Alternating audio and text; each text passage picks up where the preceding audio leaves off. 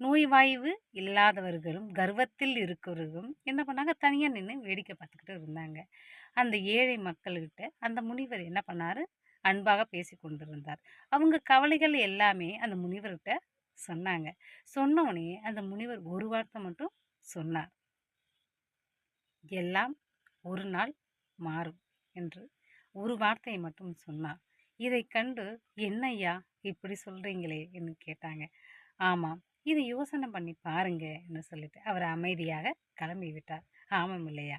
அவர் சொல்வது உண்மைதானே! ஒரு நாள் எல்லாம் மாறும்.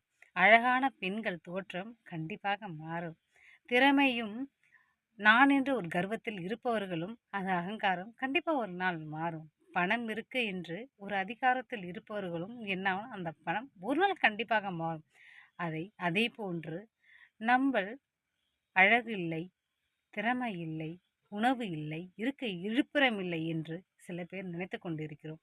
அதெல்லாம் ஒரு நாள் கண்டிப்பா மாறும். Happy new year! இந்த வருஷம் உங்களுக்கான நாளா இருக்க. பீமாஸ்ரீ.